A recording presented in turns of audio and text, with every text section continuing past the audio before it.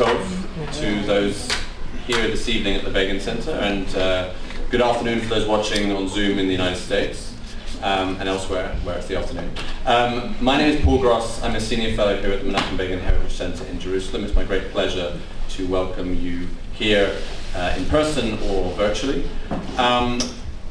Many of you will know that we have regular events here in English, both in person and on Zoom, usually dealing with either very contemporary issues facing Israel and the Middle East, or sometimes we look at Israeli Jewish history and other topics, as well as, of course, issues relevant to Menachem Begin himself.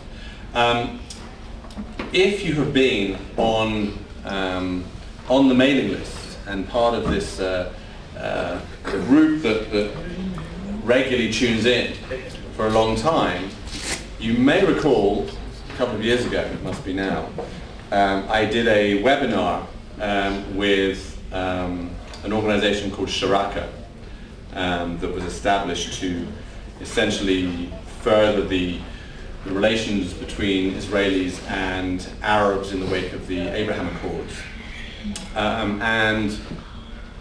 There are seats over there.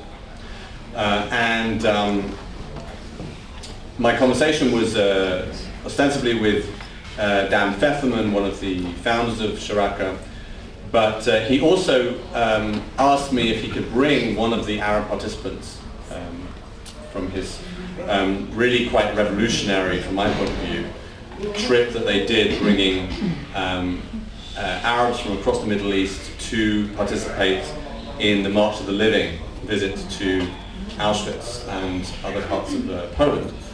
And so he brought with him one of the participants, Rawan Osman.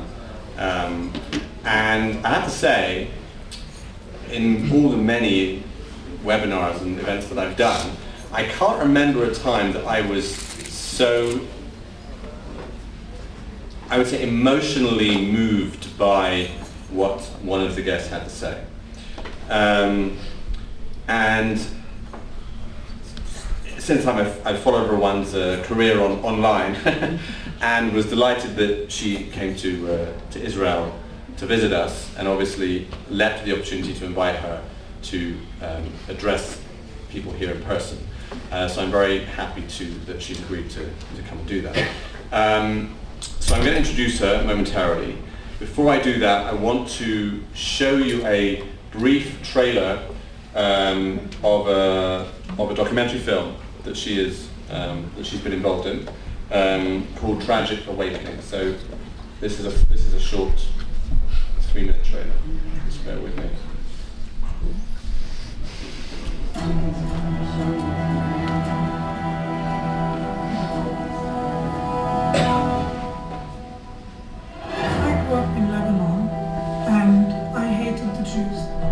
I was told that the Jews are evil, that they hate everybody, and they would do anything to achieve their goals.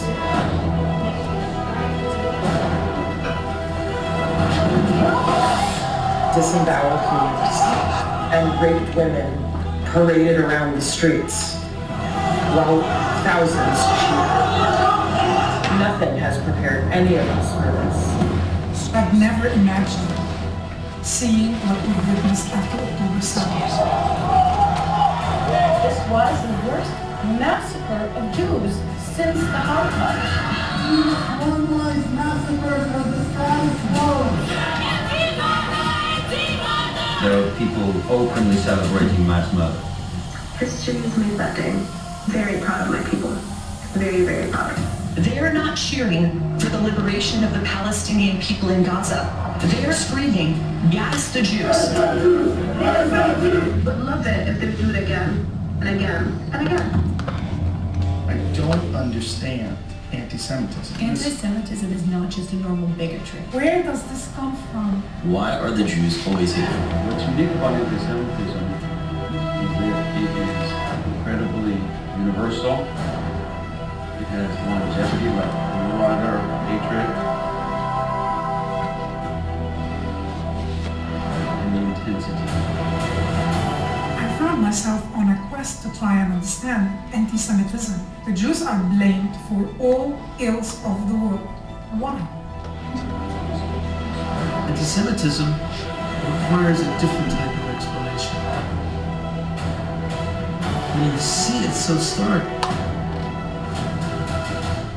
you ask the question, so what is it? On October 7th, the world was forced to make a choice. When a society starts to indulge in this lurid, paranoid fantasy, every other hatred comes next. You think it's an accident that Iran, North Korea, Cuba, Venezuela, they hate Israel? Every person has to choose a side. Hitler somehow figured it out. The rabbis of the Talmud and Adolf Hitler actually agree on the root cause of anti-Semitism. So Hitler didn't want to kill the Jews because they were bad. He wanted to kill them because they were good.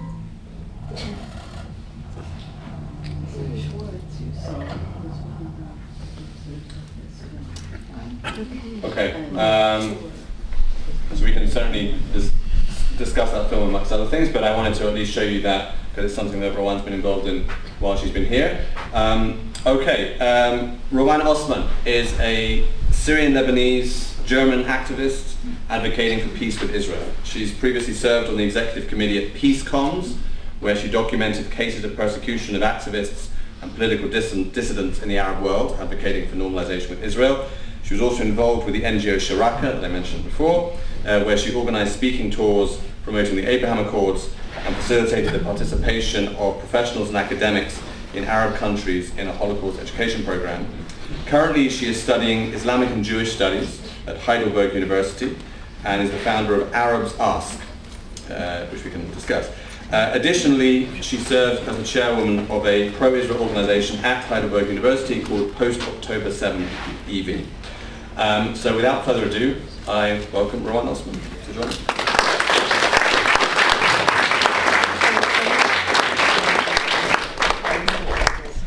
Okay.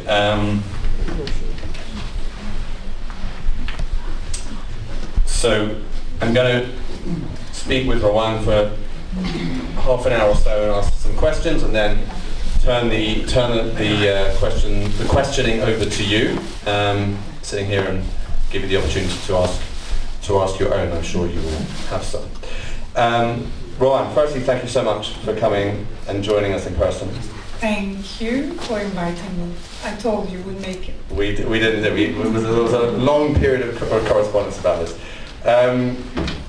So some people here will know your story, others won't. You've told it a million times. I know what you're talking about. but I do want to say, because even those that don't will have seen in the trailer, you mentioned that you grew up with a very particular view of Jews. And maybe you could just give us the in a nutshell version of basically the attitude towards Jews that you grew up with, and when and how it changed. First of all, thank you all for coming. And Paul, I love the understatement. I grew up with a particular view of... It's a British gift. That and black humor. We need that these days.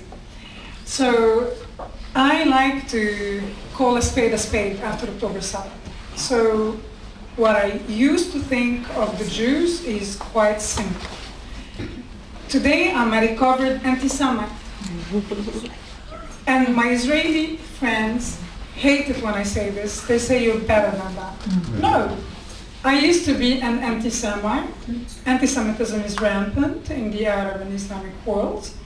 And if we were to cure this issue, we have to be clear. We need clarity, and we need to be brave. So my mom is Lebanese Shiite from the Bekaa Valley, the stronghold of Hezbollah. My father is from Damascus, Sunni. And they were both secular, this is why they married. And we attended a French Catholic school. And we celebrated both Christian and Muslim holidays. My parents had nothing to do with religion. I grew up in a place, in a town called Shtora, on the road between Damascus and Beirut. Maybe among you are some special forces of the IDF. They always tell me, I know where you grew up, in the 80s. So although I grew up in a secular middle class, there was a consensus on hating the Jews. Even at school, and I like to tell this story because it illustrates our reality, every Pesach, Easter, the entire school used to gather at the theater and we used to watch the same film every year about the passions of the Christ, not the one Mel Gibson made, an older one, but not less graphic.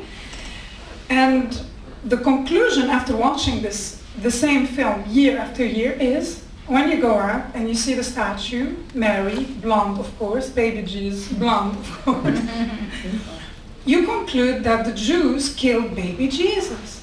Why would they do that? So I grew up with many versions of anti-Semitism. And to add the cherry on top, I've been living in Germany for 11 years. So I'm an experienced anti-Semite. And just in my 20s, when I moved to France, I was 25, 26, was the first time in my life I see Jews. And on the first day in Strasbourg, near one of the biggest synagogues in the world, I went to buy grocery and I was happy because I found the same, everything I needed, the ingredients, the same spices. I didn't connect the dots until I saw ultra-Orthodox Jews, 4 men, enter the store and I had a panic attack. And this is the story I always tell. It was the first and the last panic attack I had in my life. And as I left my staff, ran out of the store, went up to my 3rd floor to my bedroom, locked the door, although they didn't look at me. And I was embarrassed when I looked in the mirror. And I was thinking, why did this happen? I'm fearless, right? And I realized it was the first time in my life I was sharing the same space with the enemy. How was it? Why were they the enemy? Just let me finish the story, you asked for it. Yeah. When I went back to the store, thinking, I have to see the storekeeper every day. How stupid was that? So I went back, the men were gone. I told him that I forgot my wallet. And he knew that I was lying. He asked me where I'm from. I told him it's my first day. He understood. And he was very pleasant, helped me with my bags. And on that day, he converted me from an enemy to an ally through kindness. Had he told me, you're all alike, what's wrong with you Arabs, I don't know what, you're not, my life would have completely changed.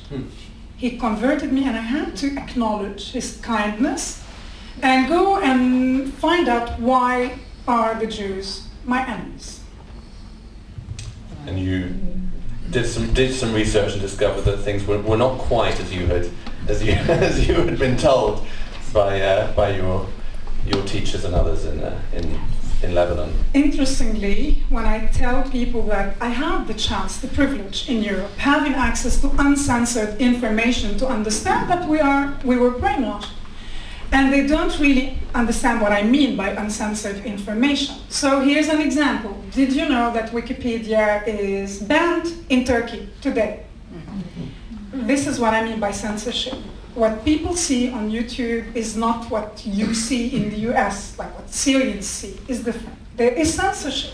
So the Israeli narrative has always been omitted from our existence. Your voice doesn't exist, so I believe whatever Hezbollah tells us. There's obviously more we can talk about, and as you've mentioned, Lebanon and Hezbollah, I don't want to ignore the elephant in the room of what took place yesterday and the day before. And I'm interested in your take on it, both as someone that knows Lebanon very well, and obviously, presumably, has feelings for that country and the people of Lebanon, and also someone who, unlike me, can listen to Hassan Nasrallah's speech today and understand it all. What are your thoughts? After this genius attack happened, because it was precise, I went to university. I'm at the Hebrew U. I have an UPA. Can I brag? I'm already in Hamadalit. I say this to incentivize all Israelis to learn Hebrew. If I can do it, you can do it. And the teacher wanted to acknowledge that something terrible happened in Lebanon. She asked me, is everyone okay in your family? And my answer was simple. None of my family members work for Hezbollah. They're all fine. Still, nevertheless, watching what happened is heartbreaking because they came across as a pathetic nation. That said, I would rather see this than wake up to the news, okay, Israel decided, okay, enough is enough. Now we're kicking your butt. Like, let's remind you of what happened in 2006. And I do understand now that I came a long way from being an anti-Semite. I do understand that Israel never has the intention to kill civilians. And that is damaging to Israel even more than it is to the enemy. But sometimes they would need to destroy the infrastructure in order to block the corridor between Beirut and Iran. So I'm much happier seeing what happened than like the pages exploding, than watching the news and seeing that the infrastructure is destroyed because the Lebanese suffer enough already. And this is something the world forgets about. I'm half Syrian, half Lebanese, so when the Palestinians expect my sympathy, my response is, cry me a river. What did you do for the Lebanese and the Syrians? People can't find cancer treatments. People died like stray dogs for years now. And you want my sympathy after what you've done on October 7th? Cry me a river. So let's talk a little about October 7th, or specifically your response to October 7th, because one of the things that I know from our conversations is that having been involved through Sharaka and other things in a lot of Arab-Jewish, Arab-Israeli coexistence work and these joint projects, October 7th had an effect on you, and in a sense, at least my understanding, it kind of hardened you in a way. Can you speak to that? Let's start with the beginning. I've become active building bridges through people diplomacy with Sharaka and peace comms before that, because there was potential peace on the horizon. And we thought that there are enough sensible people out there, educated Lebanese, but also Saudis, Egyptians, Moroccans, and we need to develop a new vision for the future. And all of a sudden we wake up and we hear the news of the historic signing of the Abraham Accords. And that gave us so much hope, and we all got to work. Let's do it. At least under the umbrella of the UAE, the Bahrain, the Morocco and Bahrain. And we knew what Saudi Arabia was undertaking. They were preparing sites that allegedly had historical connections to the Jews. They were going to make a big entry.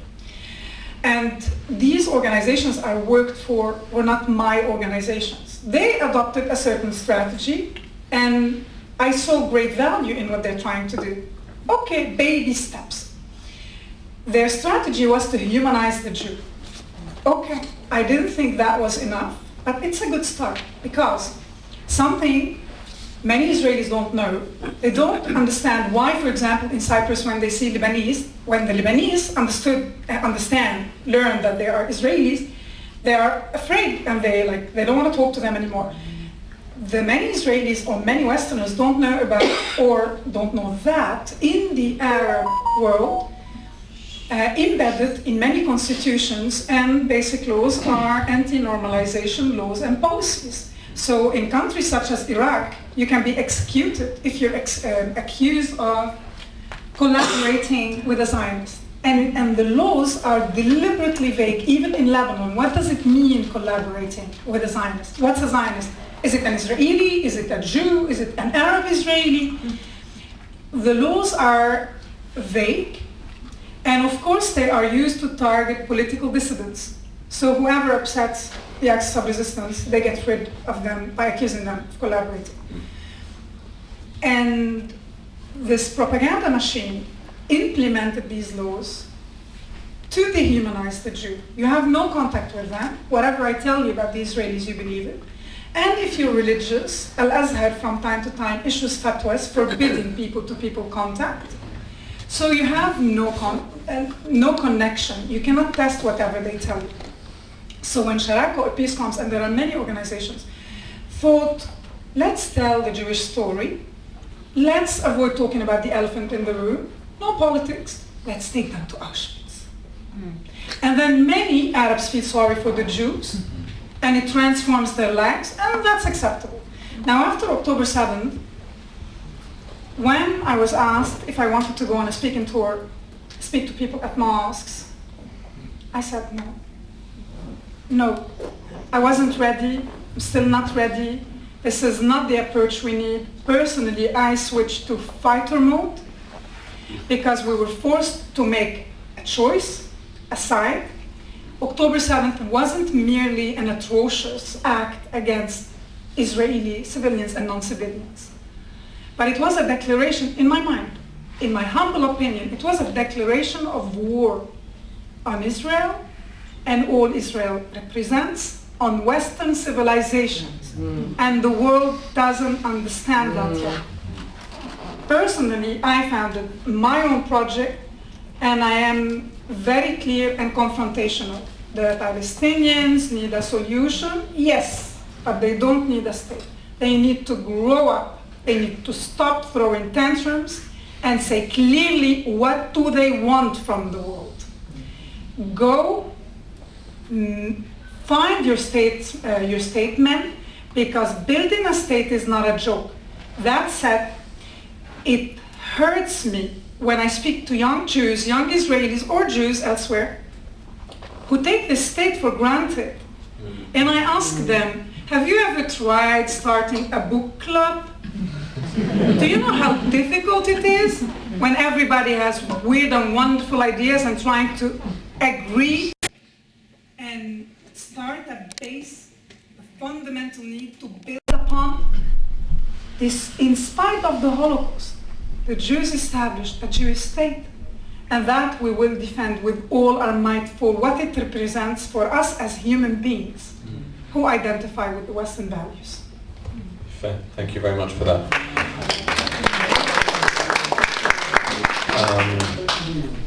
When you said that you were asked to go on to some speaking tour of mosques, which you didn't want to do, these were mosques where, in the Arab world? In the USA. Mosques in the United States. Yes. And your concern was what? That you would encounter attitudes that you would find difficult to confront at that time? What was your concern? What did you imagine would happen in these sorts of situations? I lived in Lebanon, Syria, Saudi Arabia, and Qatar. I have thick skin. I wasn't worried about some students throwing a tantrum, or some Muslims being upset. I would have loved asking them, what is Islam's take on rape? For 10 months now, I'm looking for someone who makes a video with me for our social media channel. What is Islam's take on rape? And nobody dares answer. And I don't care, it could be a moderate answering, it could be a radical. Just tell me, what's the theological stand? I wasn't ready in November to go and speak to Muslims and pretend as if only we could give each other a hug, everything would be fine. Well, obviously not. How is that working for you? Israelis who are so naive, who think, if only we could love them a little bit more. How about you wake up? Okay. I think that came across loud and clear. The attitude that you referred to in the Muslim world, I'm interested also in your take as someone who lives in Europe, in Germany. Europe has well-documented challenges, shall we say, with its Muslim population. It varies from country to country, of course. But certainly in Germany, one of the things that we've seen is the rise of the AfD in the recent elections, a party sort of ideologically descended from the Nazis in some way at least. And, you know, Jews can look at this and on the one hand have concerns, and on the other hand look at where their support comes from. And at least from my analysis of it, a lot of it comes from a feeling that mainstream political parties of right and left are not dealing honestly with issues that come from immigration, and specifically immigration from certain countries. And Germany had this mass immigration of refugees in recent years. You live there, you're very alive to these topics. What's your take on all that? When I was an entrepreneur living in Germany, happily minding my own business, and Angela Merkel said, "Wir schaffen das. We can do this." My reaction was, I admit that I think the world let the Syrian people down. And we're paying the price until this day. But when I heard her saying this, I thought, oh shit. I really hope she has consultants who tell her what she's inviting into this country. I mean, especially for someone who learned the German language. It's a pain. I was thinking, now I have to leave. 1 million Syrians, mostly men, were invited to Germany out of all places. The majority is anti-Semitic and misogynist. Why do I say that? Why do I dare make such a statement? Because when we moved to Damascus, I was 18. My sisters were 17 and 14. Men feel free to come and touch you everywhere. And people look at you and you have, like, the looks are condemning you. If you don't want to be touched, cover up. If this happened in Lebanon, and half of the population back then was Christian, any old grandma would give them a smack. What are you doing? This is, and I'm talking about Damascus. So imagine what it's like elsewhere in Syria. So Europe was not prepared. This was not the solution. It wasn't up to me. If it was, a buffer zone should have been created alongside the Syrian borders to absorb those who needed to flee. But it wasn't up to me, it happened. And back then, in 2015, I sold my business and I realized a catastrophe is going to hit us, especially after the attack on the Bataclan theater in Paris. And I wrote something and nobody wanted to publish it. Who are you? Like, who are you? You're not a writer, you're not a journalist. And it was published by the Washington Institute. And you can look it up. Back then, I was concerned about the far right that will inevitably rise because the left doesn't understand the danger radical Islam poses to human civilization. And if you point it out, you're called a racist. And Islamophobic. Yeah. Look, I think it's beyond fearing the labels. People are genuinely, politicians in Europe are afraid. They're afraid of being assassinated. They're afraid of going up to a podium and saying enough is enough. You either respect the values of this country and you are welcome, or go back wherever you came from. They're afraid. Yeah. Do you remember, I'm sorry for interrupting you, but after the beheading of a teacher in the south of France, Macron demanded of the religious authorities, the representatives, the clerks, the theologians, the imams, he demanded that they condemn what happened and they issued a statement clarifying what's acceptable and what's not, condemning terrorism. Yeah, I didn't hear anything since then. Yeah, I mean, to be honest, I didn't know he did that. I'm actually pleasantly surprised that he did that, because usually what you get from Western leaders with these things, with those after there's Islamic terrorism, is after all the obvious condemnations of terrorism, the sort of almost I don't know, obligatory throat clearing that has to be done, which is this is nothing to do with Islam. Now, there should be a way of saying, we're not saying that this is every Muslim, right? It's not tarring every member of the religion with this brush. But to say it's nothing to do with Islam just lets. It's absurd. It's absurd, and it just lets people off the hook, and it creates, and then if you're not analysing the problem properly, there's no way you can solve it. And as you said, in Germany and other places, if the only party that's calling it out for what it is a party of the far right, then some people who aren't necessarily themselves extremist or racist or whatever will vote for that party, and that's what out of frustration. Out of frustration, right. Look, even I, and especially that I live in Germany, I have to be very careful. We always try to say radical Islam, political Islam, right. Islamism, whatever. We're beating the bushes around. But remember when Swedish families, Christians, woke up to the news that, ta-da, your daughter is now in Syria, joined ISIS. Did she convert to Islamism? Did she convert to political Islam, or did she convert to Islam? Here you go. So we can speak about Islam. We can say that some Muslims are moderate. We can say that Islam in its form today is incompatible with this day and age. It needs a reform. Christianity went through a reform, Judaism as well. And we share simple stories that illustrate the situation. Polygamy was allowed once upon a time in Judaism. We move on. Life changes. And we don't dare even say that to Muslims. And those who are extreme in their criticism of Islam, like this very famous author, at least in German-speaking countries, Hamid Abd-Samad, known in Germany, Austria, and Switzerland, he says there's no way, no way, no way. He gave up on Islam. And he knows what he's talking about. He is a scholar who knows exactly the history, etc. And the Quran.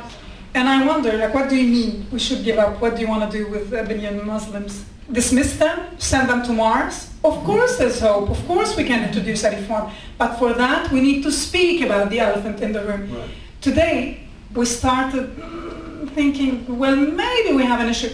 We are literally at war. The problem we avoided, also the problem Israel avoided, in Gaza, in the north, Hezbollah. Let's ignore it. Well, the problem is so big that it doesn't fit under the carpet anymore. Right. No, I think that's absolutely right. I wanted to at least relate a little to the film that we saw a trailer of. So I saw the film at a screening that was done earlier this week. The film itself is not primarily about you and your life. It's about this question of anti-Semitism and where it comes from, and it offers this particular explanation for it. But I'm going to ignore any modesty you show here. You're the star of the show, or you're the star of the film. So, how did you get involved, and why do you think the makers of the film wanted you to be so front and center in this film, which is ostensibly about anti-Semitism? Yes. So I got a call in April from a friend, Rabbi Raphael Shor. If you don't know him, you definitely know Dr. House, the series, the show. His brother is the producer. And Raphael makes documentaries, a different type of movies.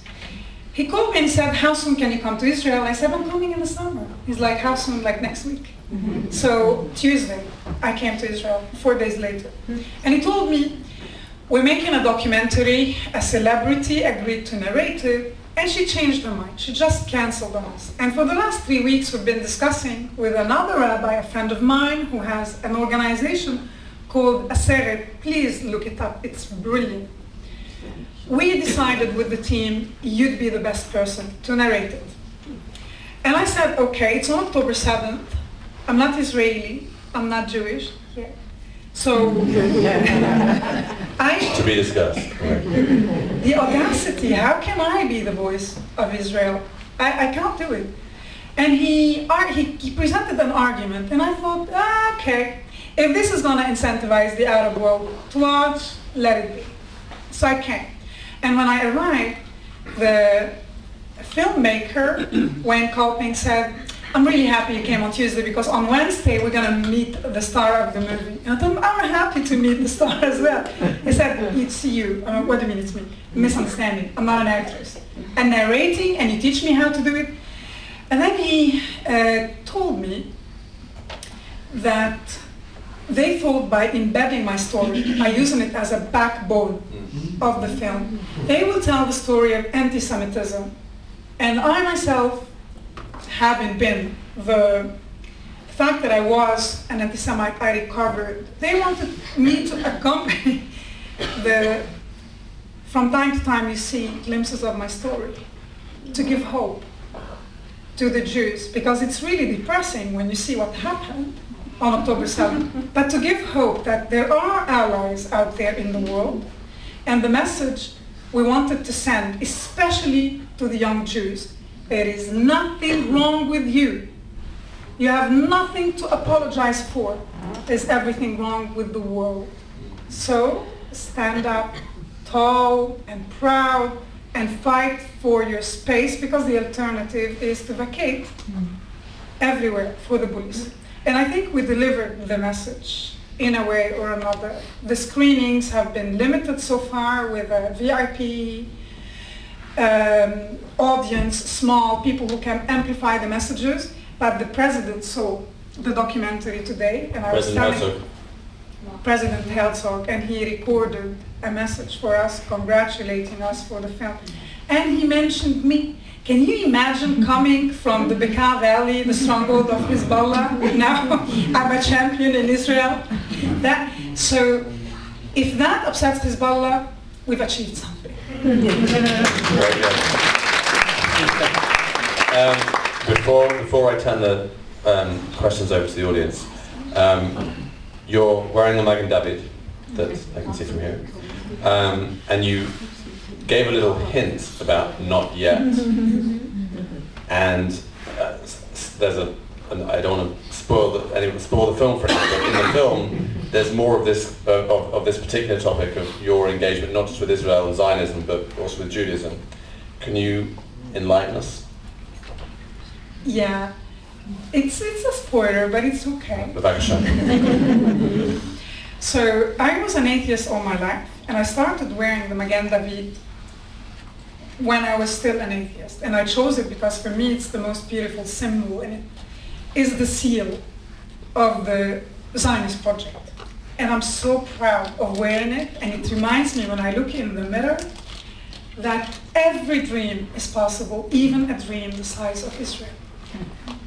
And slowly, when I took Jewish studies, I took some classes that we had to take, but it's general, Jewish philosophy, Jewish thought, Mechina, the Talmud.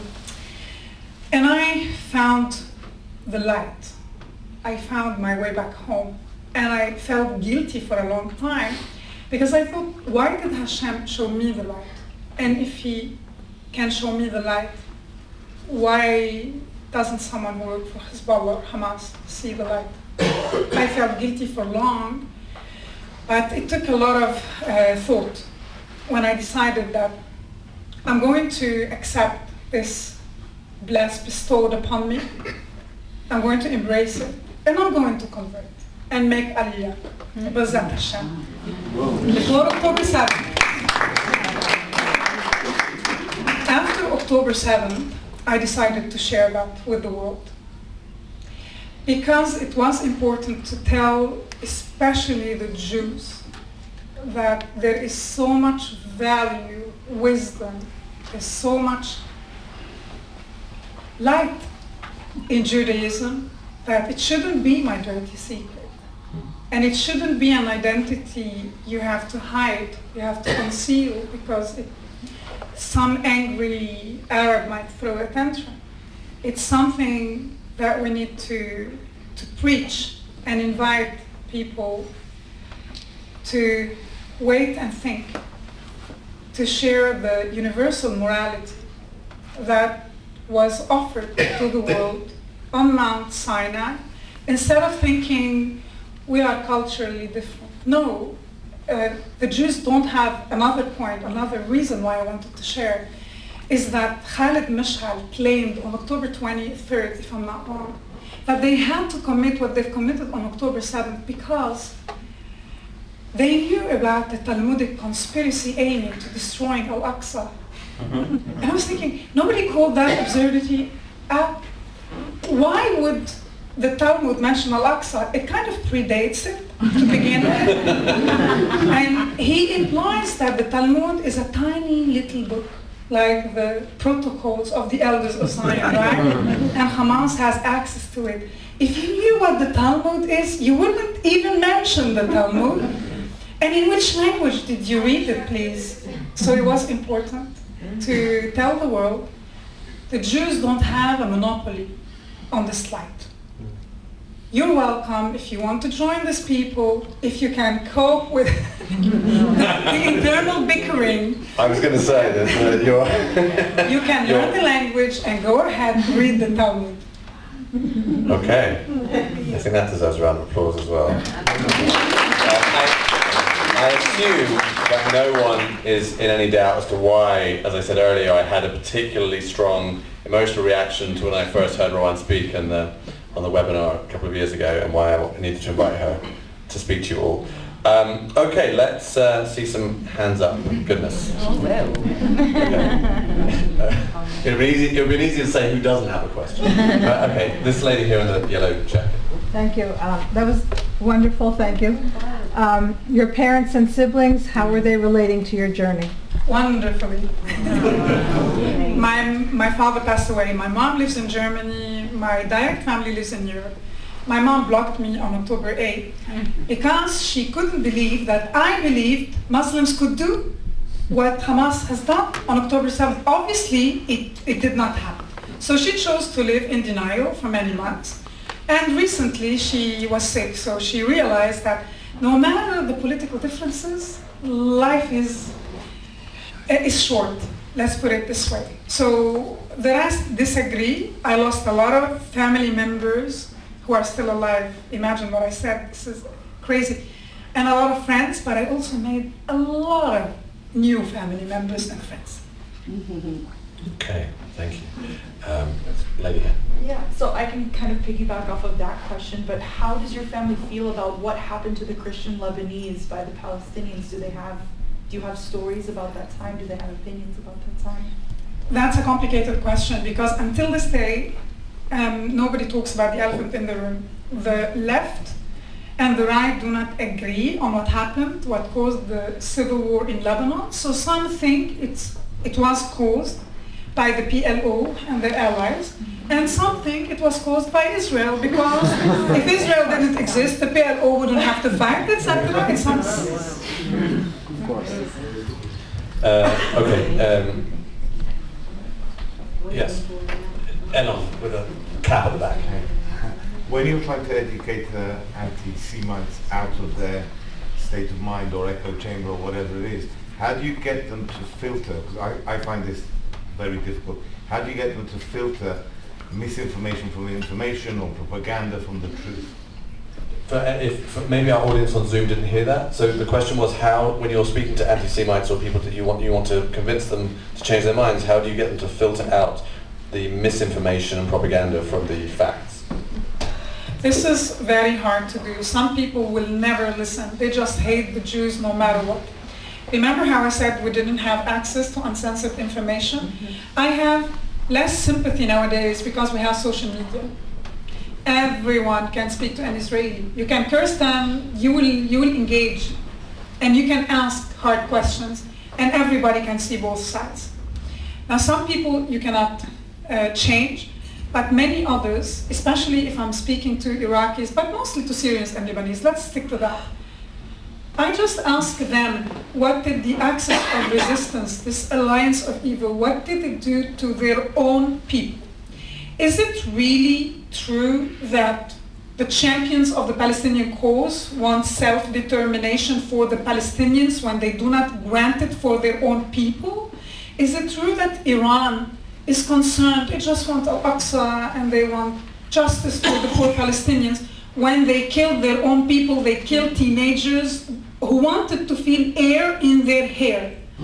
So it's when I do this, I realize even if people don't necessarily immediately agree with me, that leaves them thinking. And that's a good start.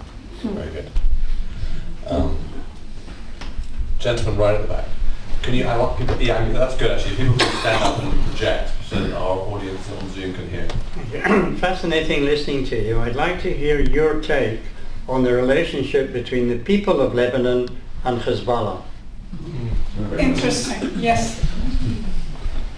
Lebanon is not like Gaza. The Lebanese are not like the Gazans. Many hate Hezbollah. Don't misunderstand me, many support Hezbollah.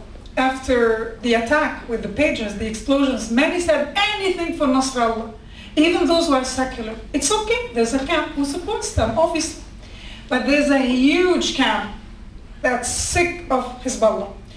I dare say that many Christian parties are so sick of Hezbollah, it's been many years that they are arming their men and training them, and they're waiting for that opportunity to rid Lebanon of these backward, crazy, obsessed men and women. And in the event there's an escalation, you will see them joining the fight against Hezbollah. Interestingly, we always talk about Lebanon, about Hezbollah, about the people in Lebanon, and we all forget to talk about the Lebanese army. Lebanon is a state and it has an army. So in the event of an escalation, if the US wanted, they can support at least those in the Lebanese army who are against Hezbollah and rid us of them once and for all. Okay. Hope springs eternal. Yeah, at the back, yeah. A little bit of a follow-up question to the gentleman on my right. I'm sorry, just stand up. Yeah, thanks. I've been observing your stuff with Instagram and Facebook with the Arabs Ask project. Have you felt that's been successful? Have you been getting a lot of interactions and interest and real conversation? You said it was hard to get past initially the filter. Are you feeling like, because you're speaking in Arabic, is that moving the needle in any way? Maybe also explain a little what that is. Yeah.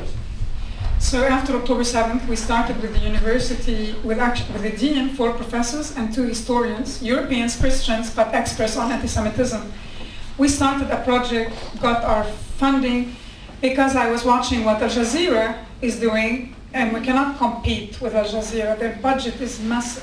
I thought now it's time to use whatever we have. And social media was the answer. Before that, according to my son, I was a dinosaur on social media. So if I can become someone who's known on social media, everybody can do it. So Arabs Ask, the idea was to explain Israel and Judaism to the Arab world. And it developed. So sometimes I do the videos in Arabic, sometimes in English, but we always make it accessible for Arab speakers because I add subtitles. And the comments, most of the comments that are written by Arabs are negative. They bash us. But it's okay because they interact with Israelis.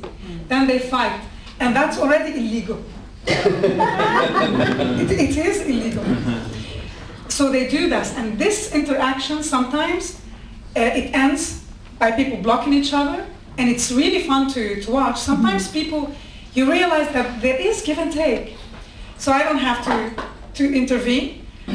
And I received directly many positive messages, and we documented for donors.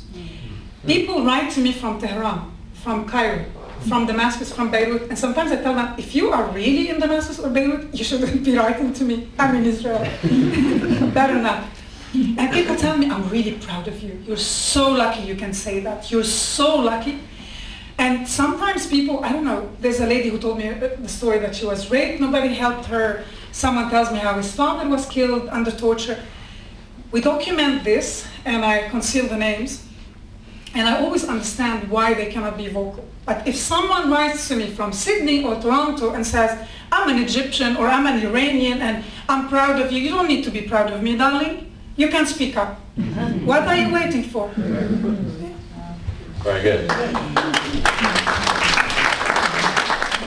Yeah, in the front here. Can you please tell us about your experience from the Lebanese civil war?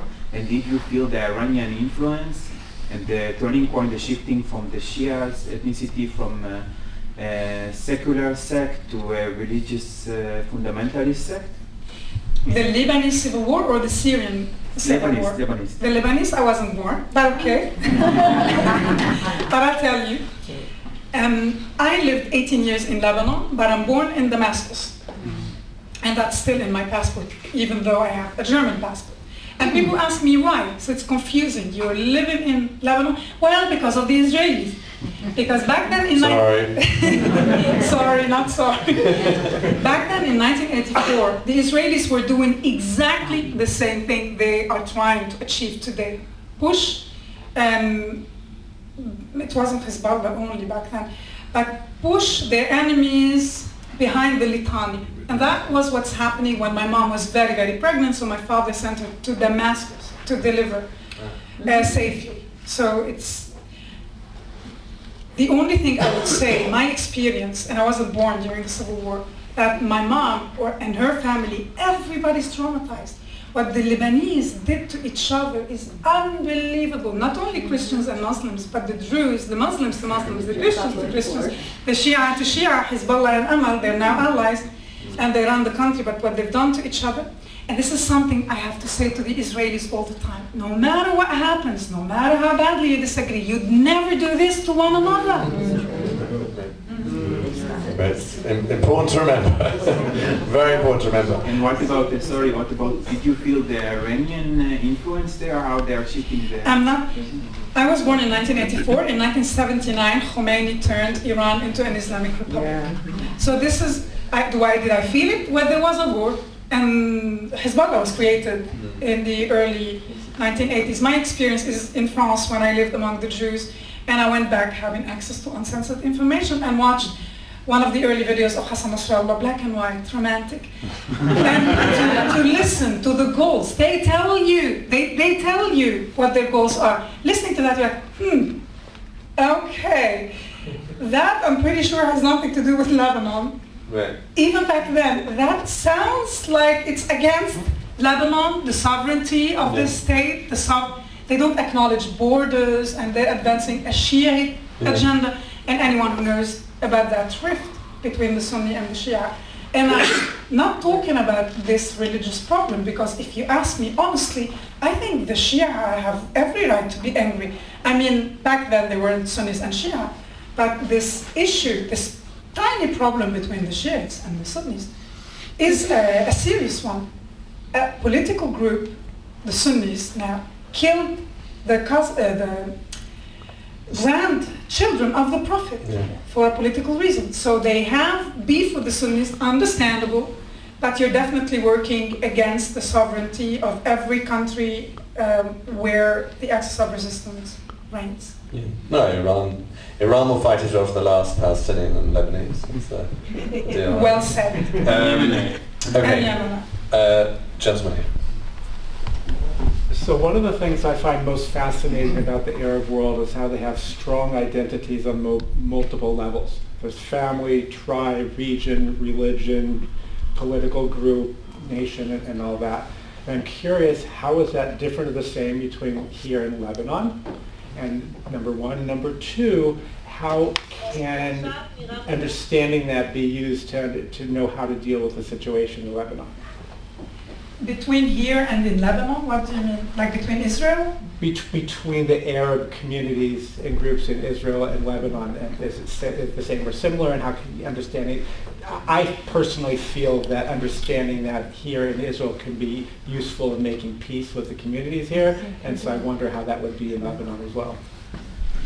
The different identity groups.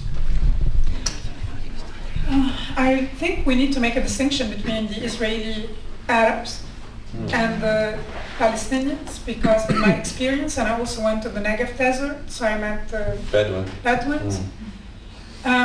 These are already very different groups, very different culturally speaking. And the Israeli Arabs, those who live in Yaffo and in Haifa, the ones I met, the Druze communities, are very, very, very similar to the Lebanese. But that said, I find the Israelis in general to be very similar to the Lebanese. So we were concerned, is Iran going to strike today, tomorrow? Is there an escalation? Is it gonna and still everybody was partying like in Tel Aviv. This is crazy. I came to Jerusalem and I thought, here the religious ones are more sensible. We went to Mechane Yehuda. They were dancing. They were enjoying it. All drunk. And this, at least from what I know, the countries I lived in, this is something the Lebanese and the Israelis have in common, this love of life, this love for life. It wouldn't be, I wouldn't say they are similar to the Syrians, because the Syrians are more conservative, more reserved. They would be more depressed, appreciating the seriousness of the situation, so they react differently. So I wouldn't be able to compare Arab Israelis to the Lebanese in general. The Lebanese society is very diverse. And I would simply say that Israel in general is very similar to Lebanon. That said, I would never be able to compare Palestinians to the Lebanese. It's a different mentality. Yes, I find the Gazans and Palestinians in general, and I came the closest to the Palestinians at the Hebrew U. I have never had so much contact with Palestinian students at Hebrew University, yeah. Especially those coming from East Jerusalem. Right. And I find them to be way more conservative than anything I know in Lebanon, and angry, maybe understandably. There's anger and religiosity. They were telling me how many hours they learn about Islam per day, and this is something you'd rarely find in Lebanon in general. But I'm also talking, like now I have to remind myself, I'm talking about the time when I lived in Lebanon. Nowadays, Lebanon has changed. Back when I was a teenager, half of Lebanon was Christian, the other half was Muslim. Today, half the country is Hezbollah, and the other half is everyone else who refuses to leave or cannot leave the country. But I have to tell you something. I just remembered, apropos schools and education and religion. After October 7th, I shared something with my professor at Heidelberg University, and it was an exam of 6th graders that in the Bekaa Valley there's a school, and the students had an exam, and I think it was in civic rights class, and you can see the grade, you can see the name of the teacher, and the exam they had was about Abu Ubaida, the spokesperson of Al-Qassam Brigade. You see his picture, and there are questions under that. What's the name of the historical battle? When was it? What's the name of this hero? Unbelievable. And this is how rotten is the situation in Lebanon. Okay, yes. Jeff. Two quick questions, Rawan. First of all, now that you know Hebrew, when are you running for Knesset? That's number one. But seriously, we do a lot of things well here. We excel at quite a bit, but we're often criticized for our public diplomacy. You are obviously great at making the case. What suggestions do you have for us to improve our public diplomacy, especially or particularly in the Arab world? I must say, thank you for the questions. I must say that I am critical of the approach at the Ministry of Foreign Affairs when it comes to the way they speak to the Arab world, because they speak a different language. This is not how you get through to them. But in general, and maybe there's a reason why the strategy is the way it is. But I wouldn't be too sure. In general, when I spoke at the Knesset, and that was a very, very, very emotional day for me. This was a select committee meeting. Last time. What was the context of your?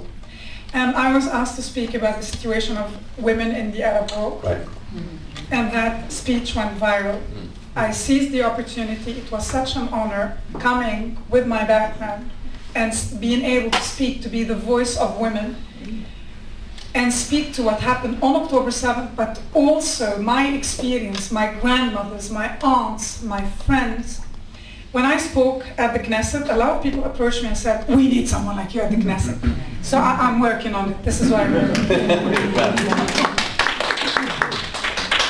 But I added a message at the end of my speech, and this is what I would recommend always to the Israelis. You cannot afford division. Your worst political opponent, worst Israeli political opponent, would never kill your son or rape your daughter. So, you can argue, you can disagree, you can hit each other if you like, but behind closed doors.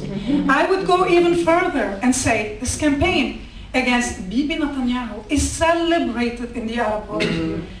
Have your debates, your fights, your arguments behind closed doors. You are a democracy, and you should remain a democracy, and you're a beacon of hope in the Middle East.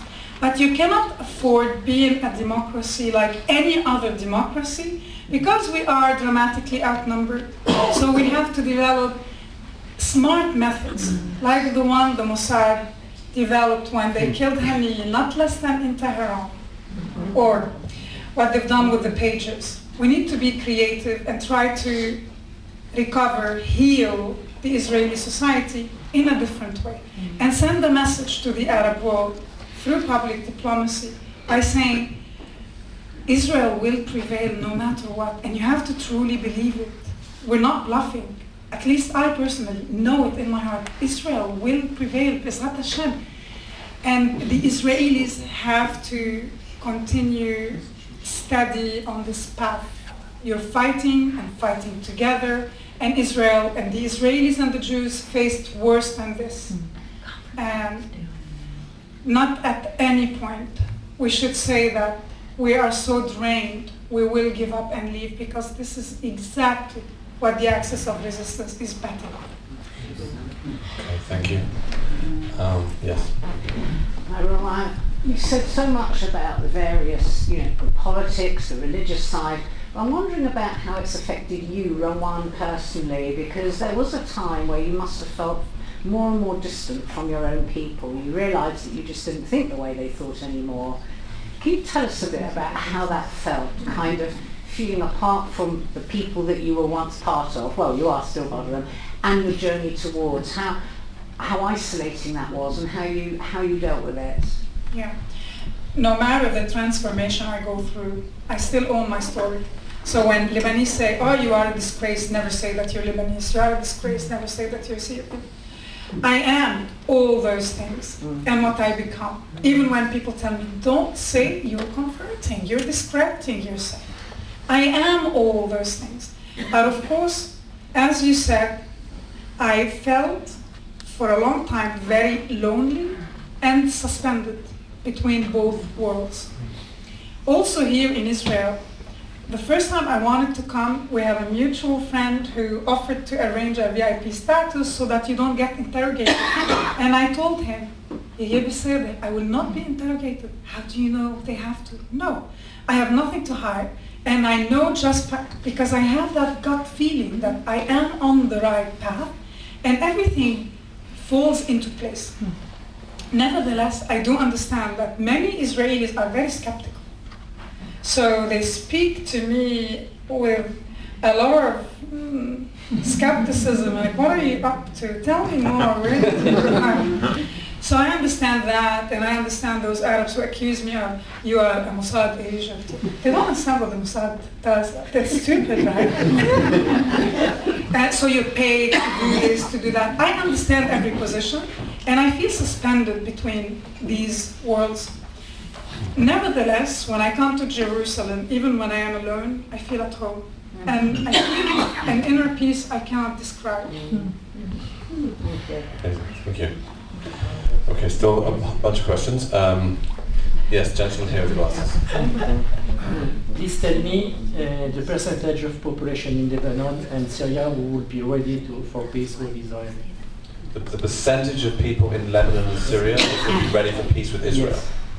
If I knew. In your estimation? It's either 1% or 20%? No, I would say 50%.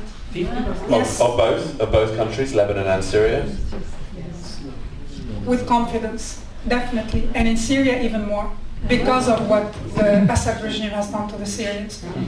They contact me from Latakia, from the coast, from Aleppo. They're not afraid, and they're sick of the axis of resistance. And bear in mind that al-Assad governs over less than maybe half the country. Right.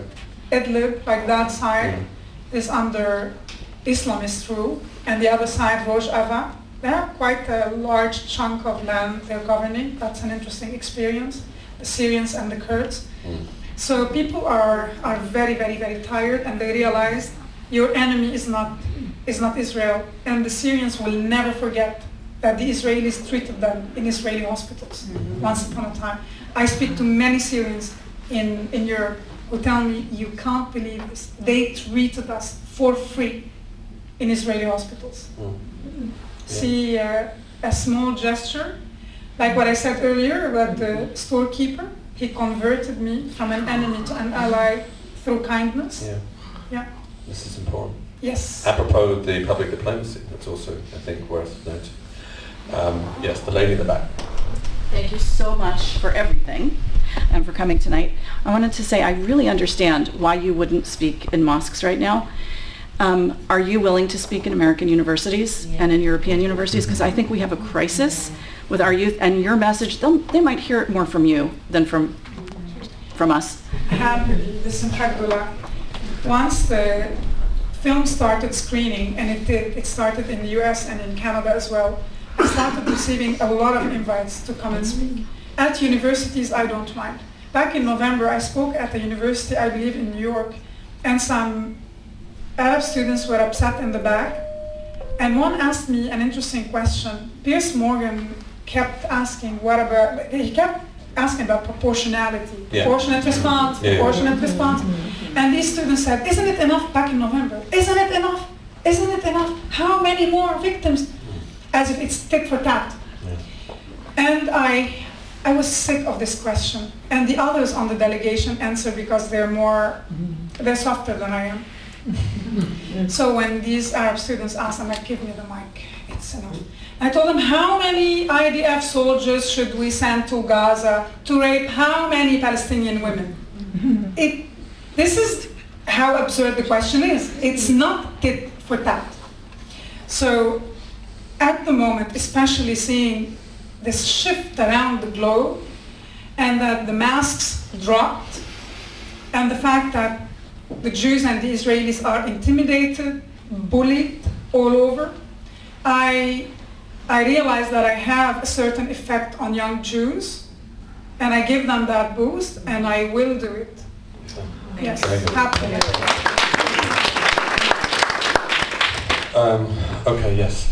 I would like to ask a question. I would prefer to ask it in Arabic, but I will ask it in English. You can ask in Arabic, but then Rawan will translate for us. Edith is a friend and she's fluent in Arabic. Edith, if I run for the Knesset, I'll make it compulsory for every Israeli to learn Arabic. Yes, not a bad idea. Not a bad idea at all. I would like to ask you, because I volunteer in Hasbara to the Arab world, what other messages you suggest me to deliver to the Arab world, except Israel will prevail and we are strong enough? That the Israelis want peace. Share, passages from prayers. The Israelis are invested in peace. And I find it very effective to tell Muslims that Jerusalem for the Jews is as important as Mecca is for the Muslims. And at least the Jews will allow everybody to pray in Jerusalem. And when people, they use this term, Zionist, it's an insult, it's like a curse word. And I thought about it for very long. How do I explain to the Arab mind what's a Zionist? And I decided to put it this way. A Zionist is someone who knows what the word Zion means. A Zionist is someone who knows what Zion means for the Jews. And a Zionist is someone who supports the right of the Jews to Zion. And I'm a proud Zionist. So keep saying that and it will get through their thick brains. Many are friendly and allies, but some are very hostile. And this sense of entitlement. It's ours, we will take it back. It's not yours, it is not yours, you will never take it back. So stop throwing tantrums and let's develop a new vision for a future.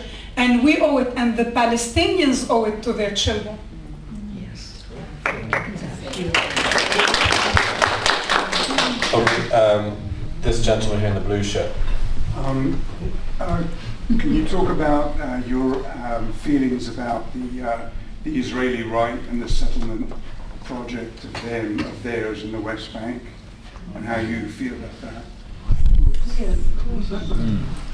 I am not an Israeli, and I'm not a politician. I think that Israel is a tiny, tiny, tiny, tiny country, and it's the only Jewish state in the world. I also know that Jordan is governed by a royal family that did not come from the region. And the Arabs and the Muslims have no problem with that you give such a big chunk of land to a family that stems from Hijaz. Nobody has a problem with that. Now, if you ask me that if the Israelis are breaching international law by allowing settlers to live in the West Bank, maybe they are, if the international law says that. However, I do believe that the Jews have the right to live in this country, and I think that the Palestinians were lied to, and some of them know it's a lie. Palestine was never a country, it was never a state. Israel wasn't a state as well. It became a state due to perseverance. There was a clear project, there were statesmen who built a state. Now Palestine was never a state.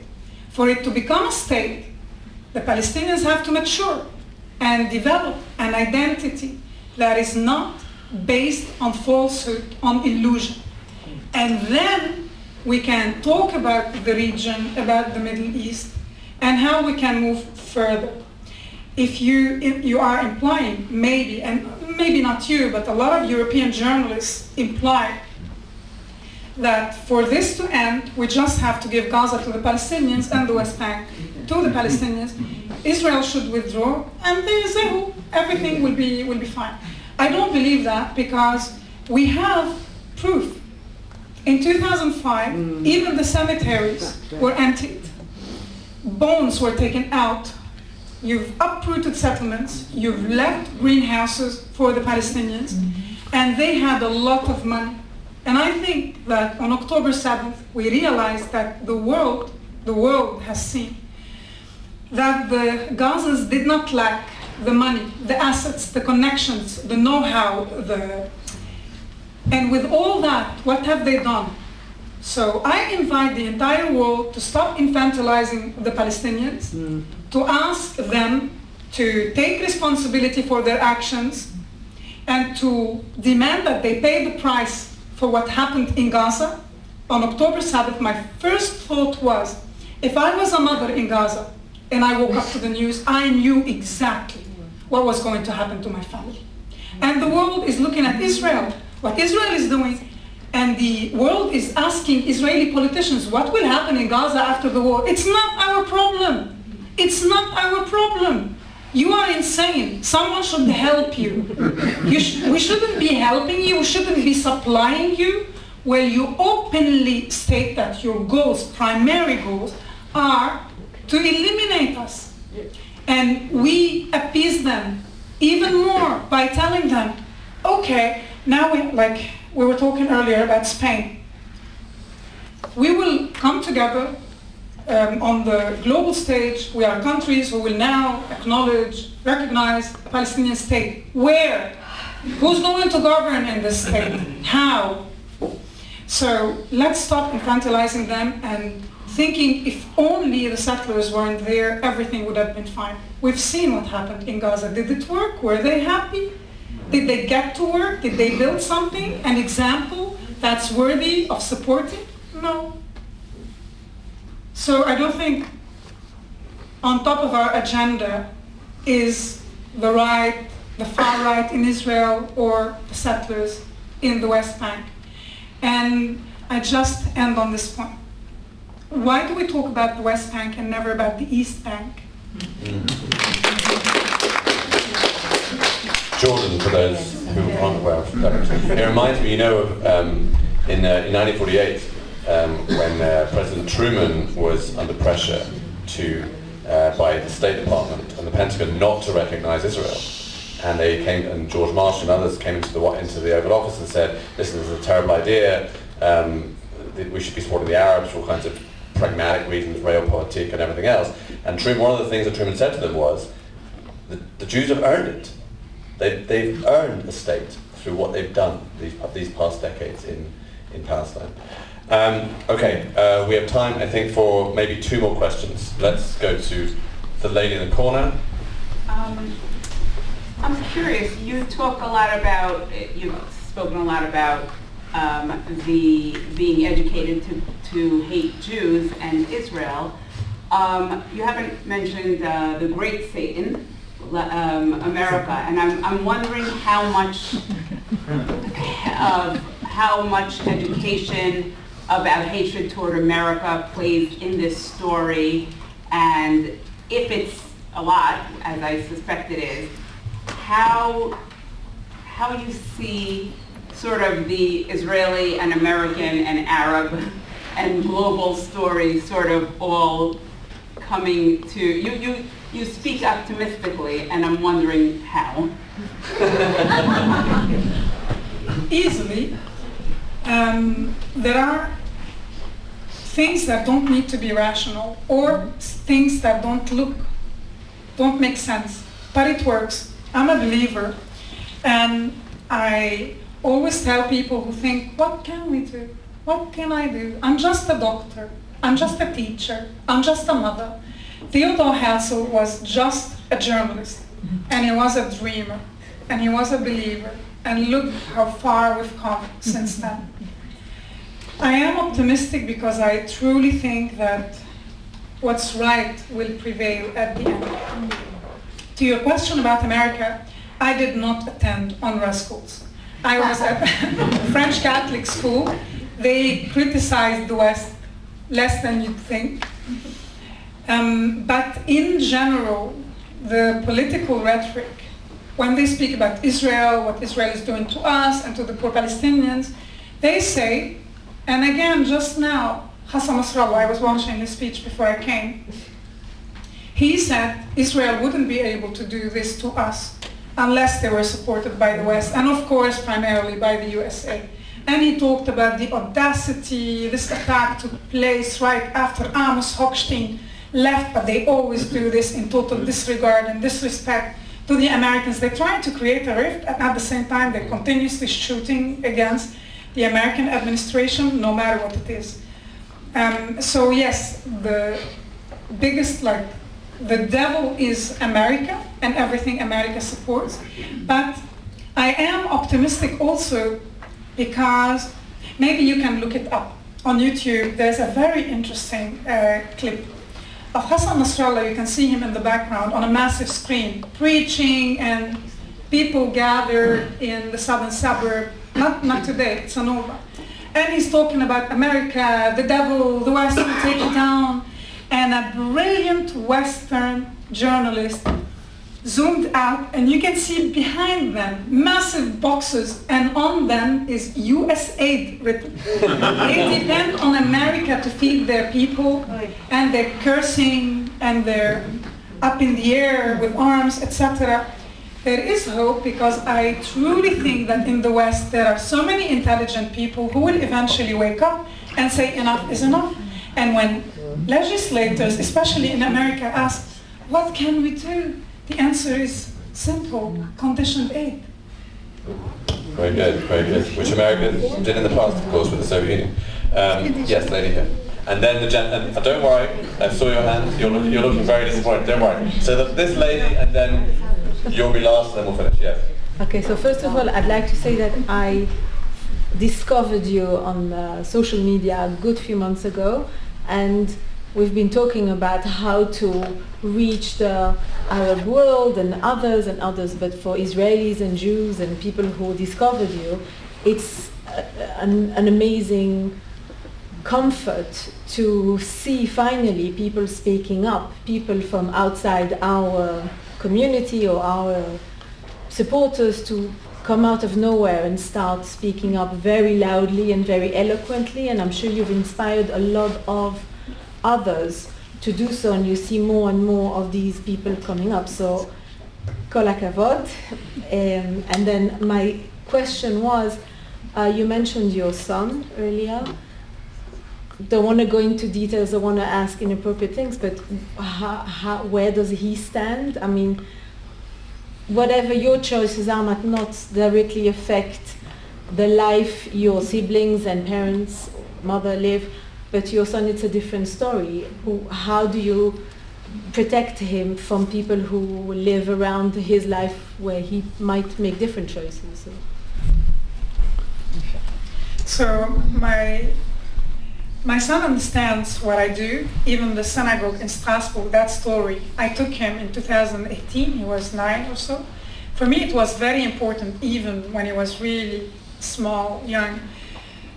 It was important that he understands my process of transformation. And when I decided to convert, I took a long time, nearly a year, and I told the rabbi, I'm not in a hurry. More important is that my son doesn't doubt my sanity. Because when I told him, like, Mom, sit down, what happened? Because mea culpa, I raised him an atheist, and I had to, he developed a lot of respect for my decision. And he did not grow up in the Middle East, he doesn't speak Arabic, he doesn't understand why I decided to divorce the Arab culture. And I had to introduce bit by bit my experience and why, after October 7th, I have to be active on social media.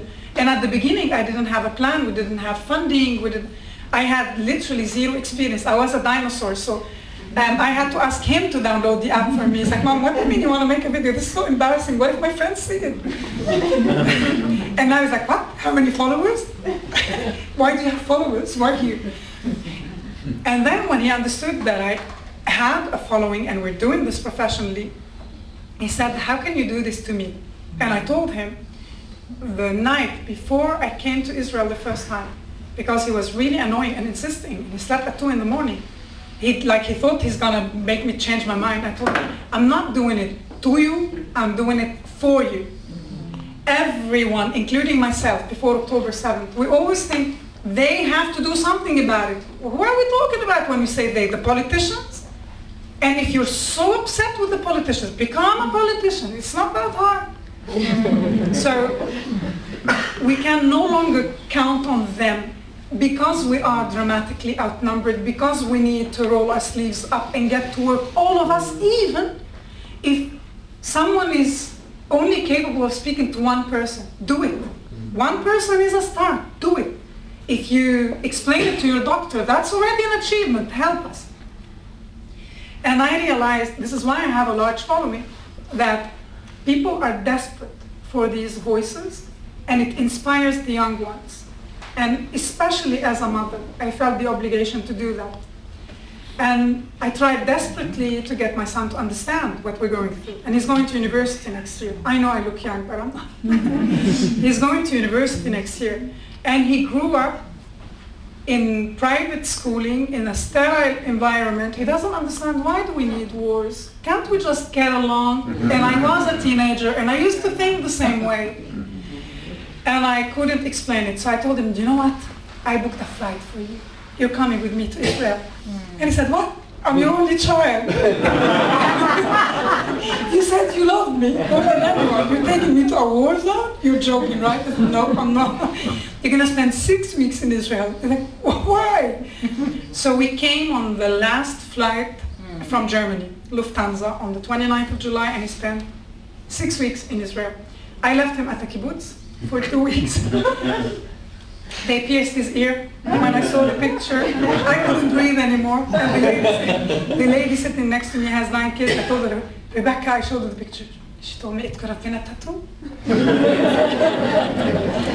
He was bored. Sometimes he was really concerned because we were watching the news every day.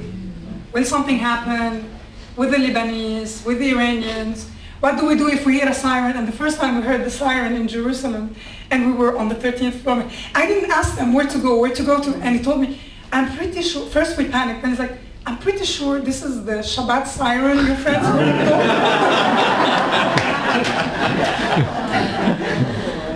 go. Although sometimes it was very boring and he was nervous, it was memorable. He will never forget the experiences he had in Jerusalem.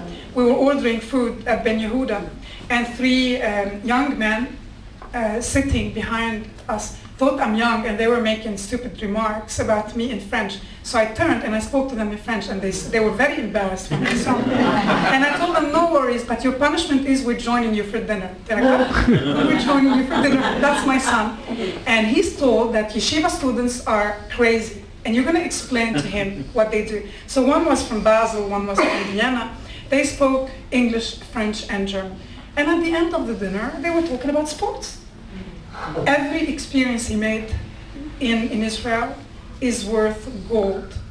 So he supports me. He understood when he left that it's not fun. He spoke to so many soldiers, some a little older than he is, and they've been to Gaza. It's not fun, and he understood. And he will be a voice at his school, explaining to those who think that I'm doing the wrong thing, or he should be supporting the Arabs because these are your people. He is a friend of Israel, and I'm pretty sure in the future he will always be an asset and an ally.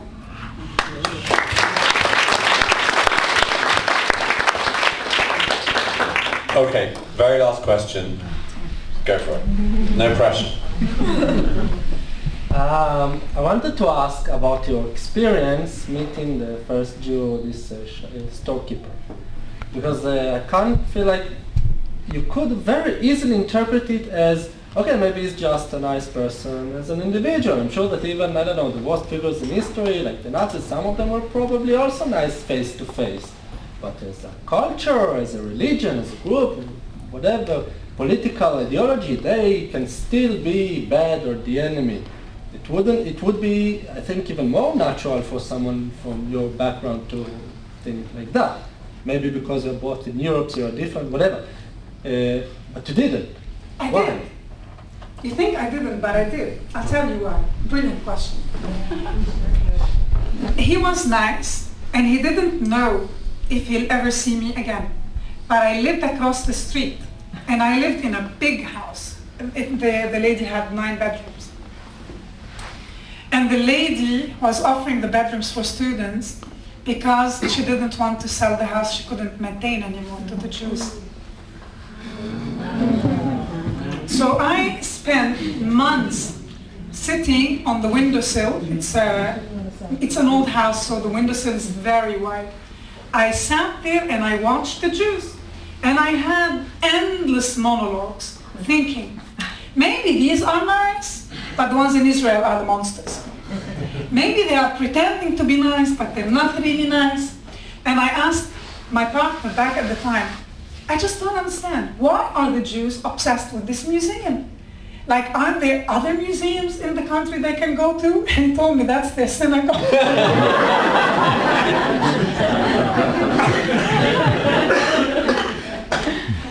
And it was the first synagogue I've seen. I mean, an active one. The ones in Damascus are dusty and destroyed and deserted. So it took a long time. You shouldn't imagine that he converted me on the spot. It took me, I lived there in 2011. I took my son to the synagogue in Strasbourg in 2018. I did my homework for long, thinking maybe those are nice, other communities are bad, blah, blah, blah. I tried to speak to a lot of people, and I never dared until 2018 to even ask to go into the synagogue. It took me a long time to trust, so it's not an easy process. When I wrote to them, they kept ignoring my messages, and then I wrote a letter, and I sent it per post, explaining how the synagogue transformed my life, why for me it's very important, and why I need someone who speaks English or German, because my son is there and it's really important for him to understand, and he's 8. And I sent them a copy of my passport. I'm safe. And they gave us a private tour. They didn't take money. it took ages. And the man, of course, who gave us the private tour only speaks French. And I said, did you not read that bit about it's important that my son understands? And he was so pleasant. The private tour took forever because I had to translate everything to my son. And Adam could ask whatever he wanted. And the man was very patient. So they appreciated how important that was. And until this day, it's 2024, I haven't spoken in Strasbourg yet. It's about time. I went back to the it's not a supermarket, to the store, to explain to the man his effect on my life with my son.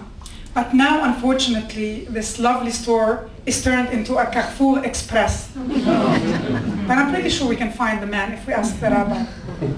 So it wasn't overnight. Of course, I had to read a lot in order to detox. Yes, to detox from anti-Semitism. Very good. So you discovered that the French Jews weren't monsters and Israeli Jews are monsters. The only monsters are those in the kibbutz that pierced your son's ear. Those are the only. Yeah, absolutely. Those are the only monsters. Okay. Before we finish, where can our audience here and our audience on Zoom find you online? Where can they follow you? You go mostly to Instagram, Rawan Osman 2024. You follow me. You follow Arabs Ask, and you read the comments, see the interactions. Under one of our posts, a lady wrote from Canada that she's Palestinian, and she changed her mind. She wrote about her transformation, and she got like 3,500 likes. And I pinned that comment. The world is so desperate for those who wake up. So this is one thing. And then you go to Twitter, you look for me, and you find a video I made as a reaction to what happened recently when the pages exploded. And that was seen so far by 600,000 people. It really upset Hassan Nasrallah's son. And I have like 20,000 likes. Yes. So this is how you find me. You look for me on LinkedIn, and you follow and read the comments to see what we are slowly achieving. It's going to take time. The donors always ask me, so how many Arabs changed their minds? I'm like, yeah, if it's that easy. Where is my magic wand? It's a process that takes time, and it takes perseverance. Well, you're doing an unbelievable job, and we really thank you so much. And when you eventually make Aliyah, I suspect you're going to have many Shabbat invitations from everyone. But thank you so much, Rawan, for joining us. Thank you everyone for coming and everyone watching online. And have a great Shabbat. I second that because people started leaving. Thank you so much for coming tonight, and for everyone who's watching and so. Are you on YouTube? Are you on Facebook? Oh, good. I am on Facebook. Good. As under this name? Rawan Osman. Yes. Okay. Perfect. Good night, everyone. Thank you.